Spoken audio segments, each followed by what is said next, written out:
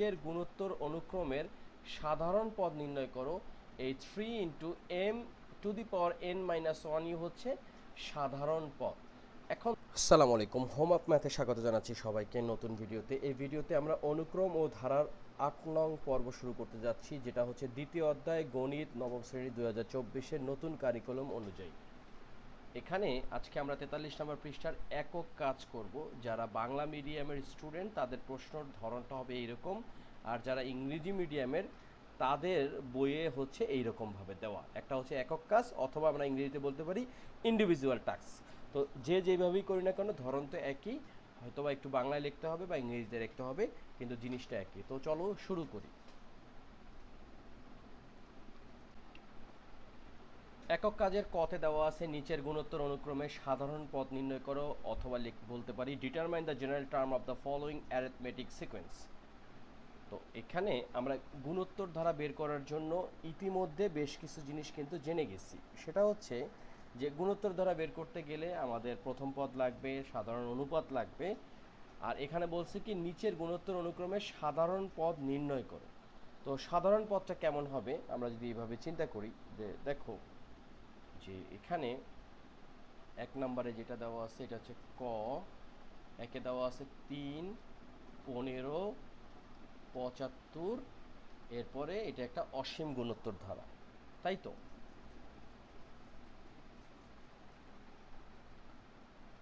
তো সাধারণ পদ নির্ণয় করতে গেলে আমাদের যে কাজটা করতে হবে, আমরা লিখতে পারি এখানে এখানে প্রথম পদ যাকে আমরা প্রকাশ করি এ দ্বারায়। এ কত? এ হচ্ছে 3। এরপরে হচ্ছে যে যেহেতু এটা গুণোত্তর ধারা, সুতরাং আমাদেরকে লিখতে হবে সাধারণ অনুপাত। সাধারণ অনুপাতকে আমরা প্রকাশ করি আর দ্বারা। তো দেখি এটা কি দাঁড়াচ্ছে, লক্ষ্য করো যে আমরা যদি 75কে 15 দ্বারা ভাগ করি আমরা পাবো 3, 15কে যদি আমরা 75কে 15 দ্বারা ভাগ করলে আমরা কত পাবো? 5 পাবো। সরি, 3 না 5 পাবো। আবার 15কে 3 দ্বারা ভাগ করলে আমরা 5 পাবো। তো এভাবে আমরা লিখতে পারি যে 75 divided 15 equals to 15 divided 3। Ultimately the answer will be 5। ওকে, এখন আমরা একটা সূত্র জানি, সেটা হচ্ছে যে আমরা জানি n তম পদ an সমান হচ্ছে a ইন্টু কি হবে r to the power n minus one. n কত আমরা জানি না। এখন দেখো এর মান কত, এর মান হচ্ছে 3 ইন্টু আর কত, আর হচ্ছে সাধারণ অনুপাত সেটা হচ্ছে 5, আর এদিকে টু দি পাওয়ার হচ্ছে n মাইনাস ওয়ান। এটাই কিন্তু আমাদের এখানে যে প্রশ্নটা বলছে যে নিচের গুণোত্তর অনুক্রমের সাধারণ পদ নির্ণয় করো। এই 3 into M to the power n minus one U হচ্ছে সাধারণ পদ। এখন দেখো এই যে 75 যে হয়েছে, এটাকে এটা দ্বারা আমরা বের করতে পারি কিনা আমরা একটু যদি চিন্তা করে দেখি, যে তৃতীয় পদটা যে 75 আমরা বের করতে পারি কিনা এটা লক্ষ্য করো। যে 3 into 5 two the power n minus one সমান 3 ইন্টু 5, n এর জায়গায় আমরা কত বসাবো? তৃতীয় পদ যেহেতু, তার মানে 3 মাইনাস ওয়ান। খেয়াল করো যে 3 ইন্টু 5 টু দি পাওয়ার, 3-এর থেকে একবার দিলে হয় 2। তো দেখো 5কে বর্গ করলে আসতেছে 25, 3 25-এ কত? 75। দেখো এখানে কিন্তু তৃতীয় পদ 75 আছে। তো সুতরাং এই যে n-তম পদ বা সাধারণ পদ আছে, এটার মাধ্যমে কিন্তু আমরা যে কোনো পদের মানটাই বের করতে পারবো। তো আশা করি এটা তোমরা সবাই বুঝতে পারছো। তো চলো আমরা এখন ক এর 2 নম্বর অঙ্কে চলে যাই। ক বলি বা এ বলি, 2 নম্বরে যেটা আছে সেটা হচ্ছে 4, তারপর হচ্ছে 4/5, তারপর হচ্ছে 4/25। তো যেহেতু এটা একটা অ্যারিথমেটিক সিকোয়েন্স বা গুণোত্তর ধারা, তো এটাতে আমরা যেটা লিখতে পারি যে এটা হচ্ছে খ অবলিক এর 2 নাম্বারটা। আচ্ছা, এখানে যেটা আমরা একটু সিকোয়েন্সটা লিখে ফেলি, সেটা হচ্ছে 4 ডিভাইডেড 5, তারপর হচ্ছে 4 ডিভাইডেড 25। তো দেখো এখানে এইটুকু আমরা একটু ব্লক করে দিই যাতে না মিলে যায়, তাই তো? এটাকে আমরা এখানে ব্লক করে দিলাম। আচ্ছা, এখন এখানে এখানে প্রথম পদ যাকে আমরা প্রকাশ করি হচ্ছে এ দ্বারা, এ সমান কত 4। এরপর হচ্ছে সাধারণ অনুপাত, সাধারণ অনুপাতকে আমরা প্রকাশ করি আর দ্বারা। আমরা একটু যদি রাফ করি, দেখো আমরা যদি এখানে একটু রাফ করি যে সাধারণ অনুপাতকে যে পদটা আছে তার পূর্ববর্তী পদ দ্বারা ভাগ করতে হবে। এখানে আছে 4 ডিভাইডেড 25, এরপরে হচ্ছে ভাগ হচ্ছে কত 4 ডিভাইডেড 5, 4 ডিভাইডেড 5। তাহলে এটাকে আমরা কি করতে পারি 4 ডিভাইডেড টু 5 ইন্টু এই 5টা উপরে চলে গেল, নিচে 4 আসলো, অর্থাৎ এই 4 আর 4 কাটা আসতেছে 5 5 5 25, অর্থাৎ 1/5, 1/5 পাইলাম। এখন পরেরটাতে দেখি কি দাঁড়াচ্ছে।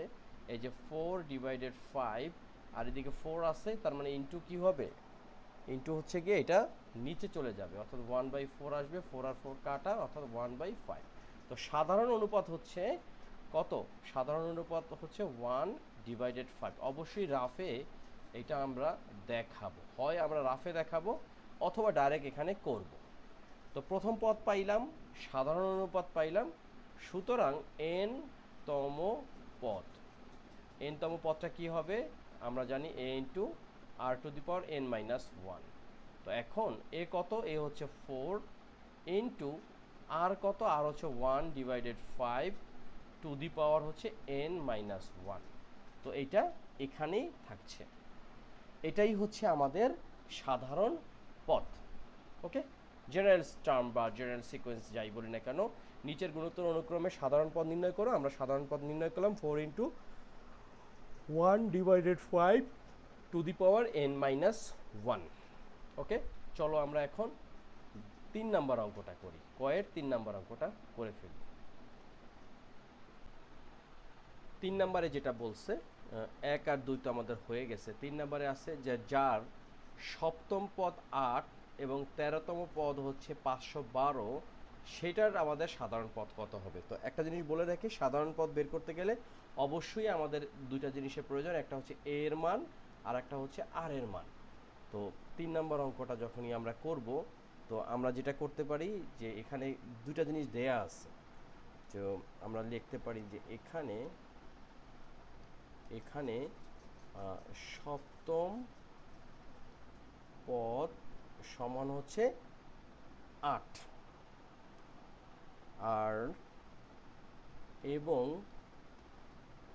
অষ্টম পদ হচ্ছে 512। ওকে, 512। তো একটা জিনিস দেখো যে আমরা একটা জিনিস জানি, সেটা কি, যে আমরা জানি n তম পদ সমান হচ্ছে an equals to a into r to the power n minus 1, এটা আমরা জানি। তো সপ্তম পদ, সুতরাং আমরা যে সপ্তম পদটা হয়েছে, এই যে সপ্তম পদটা কি হবে, সুতরাং আমরা যদি এইভাবে চিন্তা করি যে সপ্তম পদ সমান হচ্ছে, আমরা যেহেতু a আর r এর মান জানি না, তো a ইন্টু r, আর n কত, n হচ্ছে এখানে 7 মাইনাস 1, মান কত পাইছি আমরা এখানে দেয়া আছে 8। তাহলে এটাকে আমরা লিখতে পারি যে a into r to the power 6 equals to 8। এটাকে আমরা কি করলাম, সমীকরণ 1 ধরলাম। একই কাজ আমরা আবার করলাম, যে আবার আমরা যেটা করতে পারি, যে লেখা আছে যে অষ্টম পদ, তাই না, নাকি 13তম পদ, এটা হচ্ছে 13তম পদ, এখানে আমি একটা ভুল লিখেছিলাম, এটা হবে 13তম পদ। তো 13তম পদ, 13তম পদ যেটা আছে, তো 13তম পদ হচ্ছে কি হবে, a into r to the power n এর জায়গায় 13 হবে মাইনাস 1 ইকুয়ালস টু কত, 512। বা আমরা লিখতে পারি যে a into r to the power 13 থেকে একবার দিলে 12 সমান হচ্ছে 512। এটা হচ্ছে সমীকরণ 2। এখন আমরা প্রথমেই বলছি যে আমাদের সাধারণ পদ নির্ণয় করতে গেলে অবশ্যই দুইটা জিনিসের মান প্রয়োজন, একটা হচ্ছে আর এর মান আর একটা হচ্ছে এর মান। তো এখন আমরা যেটা করতে পারি যে 1 আর 2কে যদি আমরা ভাগ করি তাহলে কিন্তু এ আর এ চলে যাবে, এখান থেকে কিন্তু আমরা আর এর মান বের করতে পারবো। তো সুতরাং আমরা যদি লিখতে পারি যে এইভাবে যদি লিখি যে সমীকরণ 2কে 1 দ্বারা ভাগ করে পাই। তো কত আছে এখানে, এ আর টু দি পাওয়ার 12 ভাগ হচ্ছে এ আর টু দি পাওয়ার 6, আর এদিকে কত 512 ডিভাইডেড হচ্ছে 8। এইটুকু হলো আমাদের। এখন আমরা যেটা করতে পারি যে এখানে এ আর এ কাটা, আর এদিকে থাকতেছে আর টু দি পাওয়ার 12 মাইনাস 6। যদি আমরা সূচকের কাজ জানি তাহলে এটা তো বুঝতে পারবো এটা কি হয়েছে। আর এদিকে 512কে আমরা যদি 8 দ্বারা ভাগ করি, যে 512 ভাগ হচ্ছে 8, তার মানে 64, তাই তো আমরা এখানে লিখতে পারি 64।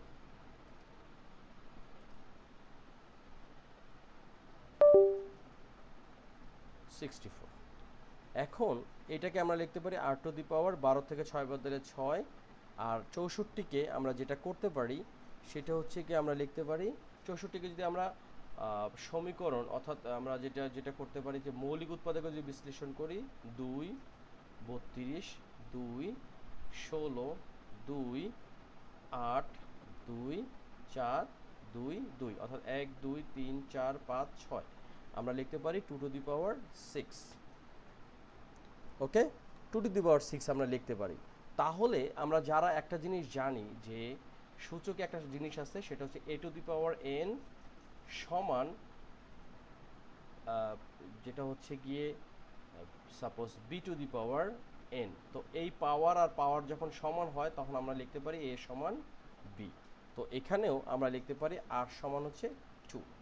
এইটুক পর্যন্ত আশা করি তোমরা সবাই বুঝতে পারছো। আমরা এর মান আর এর মান কিন্তু পেয়ে গেলাম, সেটা কত 2। তো এটা যে কোনো একটা জায়গাতে যদি আমরা বসিয়ে দিই, অর্থাৎ আমরা যদি এইভাবে চিন্তা করি যে লিখি যদি এইভাবে সমীকরণ 1 এ আর ইকুয়ালস টু 2